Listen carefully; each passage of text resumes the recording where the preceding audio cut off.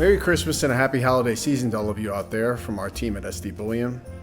Well, the financial markets took last week's Fiat Federal Reserve pivot to heart, and there are growing expectations of rate cuts by March 2024 of next year, now with an 86% chance of the first round of cuts of March 2024. The market's now base case is for 7 interest rate cuts next year. So while just 3 weeks ago the Fiat Fed claimed the market was then premature, calling for rate cuts at the time, they just last week said they are now seeing 3 rate cuts coming next year. So now nearing Christmas, the markets are pricing in more than double the rate cuts the Fiat Federal Reserve was recently guiding in last week's public comments from Chairman Jerome Powell, which we covered here. 2/3 of asset managers are still calling for a soft landing for the global economy over the next 12 months. Never mind escalating proxy wars in the Suez Canal, Eastern Europe, or what may eventually occur in Southeast China Seas. Capital inflows into the historically bubble-high U.S. stock market have again gone berserk, while corporate share buybacks hit an all-time record high level, nearly double the spikes we saw following the post-COVID stock market ramp late 2020 into 2022. So apparently greed and bonus pump and dumps seem to be alive and well in the unsecured stock market to close this year, 2023. The United States and Europe are eyeing the final theft of Russian assets to help Ukraine. After all, the last few years of slush funding has been drying up of late. Quote, despite legal caveats, policymakers are weighing the consequences of using $300 billion in Russian assets to aid Kiev's war effort. The Biden administration has begun urgent discussions with allies about using the funds as financial support erodes, according to senior U.S. and European officials. Quote, this amount of money simply changes the rules of the game, explained former State Department official Philip Zelikow. There are no precedents for the seizure of such a large amount from another sovereign state, and this could have unpredictable legal and economic consequences. To give you an idea of how ridiculously large a sum of current fiat US dollar buying power $300 billion is at the moment, that's like taking just over 4,550 metric tons of gold bullion. More than half the US currently claims to still own, unaudited for generations now, or just under twice what the Russian Federation has officially declared to date in their sovereign gold reserve pile, which grew substantially following the 2008 global financial crisis throughout the 2010s. Another way of picturing this potential wealth confiscation, it would be the current equivalent of taking over 365,000 of these 400-ounce gold bars in purchasing power and handing it to Russia's adversary in war. I know what you're thinking. What a plan this administration's cooking up. Sure sounds like the recipe for a soft landing and no future long-term Western world blowback, right? Turning now to our weakening U.S. economy. Student loan repayment schedules recently restarted, and surprise not surprise, 2/5 or 40% of outstanding student loan bills were not paid. Various data sets of credit card loan defaults are now at all-time high levels. Not only that, but the rate of change in credit card defaults of late has been going up at a rate so high it's even faster than the 2008 financial crisis. I know we're often told we have a small business and consumer-driven economy here in the United States. Well, perhaps the government can make up the coming difference, because that sure seems to be what's forecasted. I'm sure that'll work out and safely land us away from any coming recessions, and we'll be fine if the government just takes over the economy. Remember that small papered over U.S. bank crisis we went through in March early this year, 2023? At the time, the 30 bank names that you see here had about $7 trillion in uninsured deposits amongst themselves, sitting amongst their unsecured creditor bank accounts.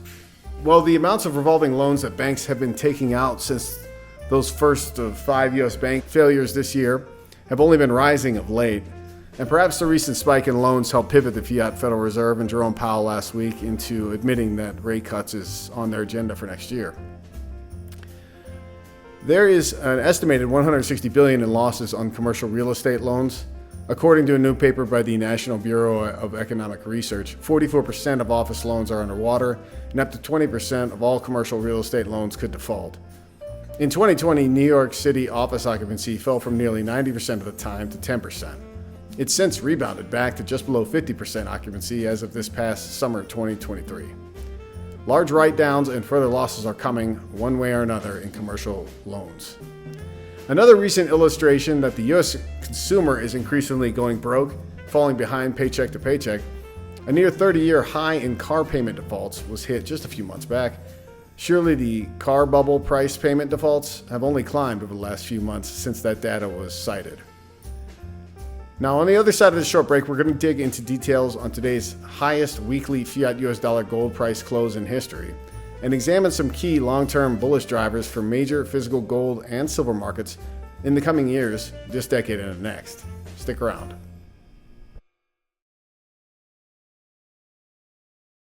Hello, this is James Anderson on behalf of SD Bullion. Smash the like button if you enjoy these bullion market updates. Subscribe to our channel here for weekly bullion market updates. And be sure to check out our recently released SD Bullion mini-series about how our top 3 bullion dealer e-commerce website began and evolved since our founding in 2012. Also, be sure not to miss the ending video of the playlist series. It has a great behind-the-scenes look at SD Bullion's state-of-the-art silver and gold vaults and package processing facility where packages are shipped out. I'll leave a link to the playlist in the top comment and show notes below. It is honestly a remarkable story. We owe our success to you, our loyal customer base out there. Thank you, and we hope you enjoy this in-depth series about our company. The spot gold price climbed and finished at its highest weekly close in history, ending at just over 2,053 an ounce bid on the week. The spot silver price closed up as well, just over 24 an ounce bid. The spot gold silver ratio stayed flat on the week at 84. On a monthly 21st century chart, gold in fiat US dollars looks very sound and solid as it's building its base for the eventual moves higher to come. The gold yearly chart to me throughout this full fiat currency era basically says the cup on hand will walk away much higher. That time is coming soon enough. 2,000 gold is becoming the floor and not the ceiling as it was in the last few years of resistance. On the US and Western physical bullion side of the market, there's good news. Buying demand is down, supplies are plentiful, and thus premiums are as well slimming to old norms.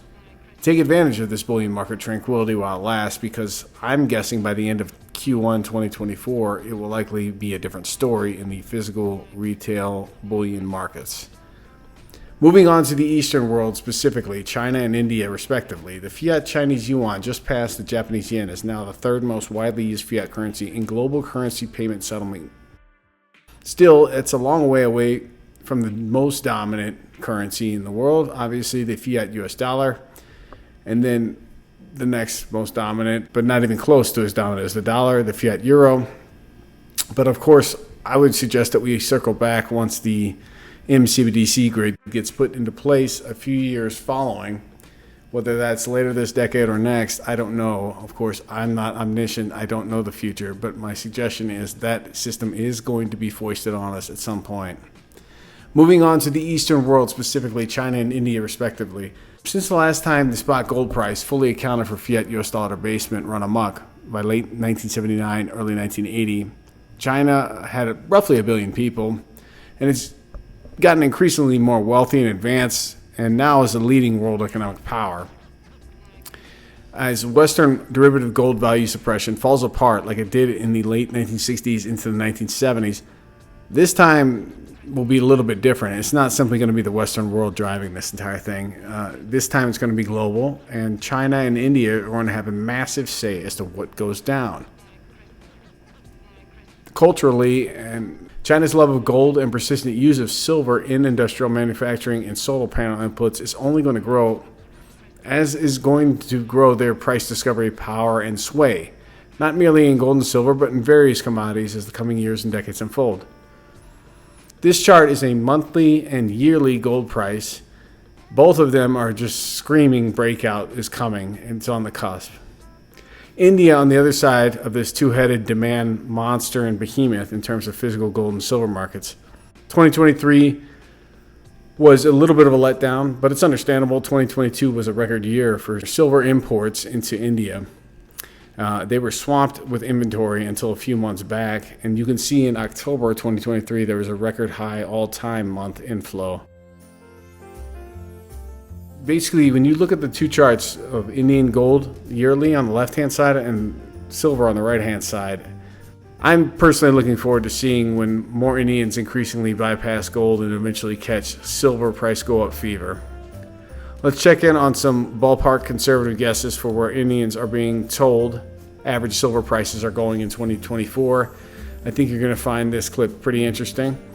There is going to be one pause in the action, and we're going to have a good laugh and a quick look back at predictions gone terribly wrong. Looking at a commodity which has a bright chance for 2024, and that is silver. It's trading at a 4-month highs right now, and we did see the prices gain up in the month of November by nearly 9%. That is because the street is now coming to terms that the global mined silver might see 2% of a decline in 2023. As far as consumption goes, in the meanwhile, that has seen a jump up in 2022 and 23 as well. So the global demand estimates are that you could have seen 8 to 10% of a jump up in this current year itself. When you look at the numbers that we saw in the previous year were as strong. The investment in physical silver was 18% higher in the previous year. It was a record 329 million ounces. Also, when you look at the silver industrial demand, that has been on the higher side as well. So last year was a 556.5 million ounces, which was a record highs. For this year, the expectation is that you could be looking at 550 million ounces of a demand continuing as well. So we are looking at strong deficit concerns for a fourth straight year as we head into 2024, and that in turn would be supportive for prices. Last year was a 3.7% of a gain, and this year until now we've seen 5.2% of a jump up. It has underperformed gold both of these years, but the expectations are that in 2024 you could be looking at outperformance coming in from silver. This is what we've done in sense of price volatility in this year. We started on a stronger note, and then we saw a sharp correction by the month of March there. But since then, since the month of May, it has been holding between that $22 to $26 an ounce. Currently at around 25.5 is what we've seen in the month of December here. Remember, when you look at the last 3 years though, silver has been confined to that range of around $12 on the lower side to almost 29 on the higher side is how we've seen 2020 to 2023. All-time high, of course, for silver has been at around $49.5 per ounce. That was way back in 2011, and we are almost half of those kind of levels. So if 50 was an all-time high, we are trading at 25 right now. Is the reason markets believe that as we move forward in 2024, there is an expectation that you would look at investment demand, industrial demand, solar demand, EV, all of those industries actually give support to these prices. So the least bullish of views clearly coming in from the World Bank, which believes 21 would be an average for the next year. The World Bank in early 2018 had these killer average gold-silver price predictions on where gold and silver prices would be throughout the 2020s and by the year 2030.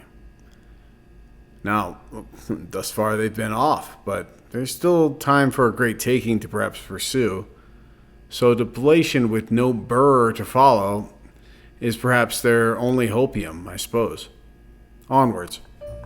Bullion Vault is expecting silver prices to gain up to 29, Capital Economics at 27, and then we move on to the $30 band here, where Goldman Sachs, JP Morgan, Citi, Investing Haven, David Morgan, everybody believes that $30 an ounce is an average that you could see. Of course, there are more bullish views coming in as well. There are 35 and 36 as well going forward. But the belief is that 2024 would be yet another year where you would be looking at bullish cues continuing for silver. All right, Manisha, thank you very much for that.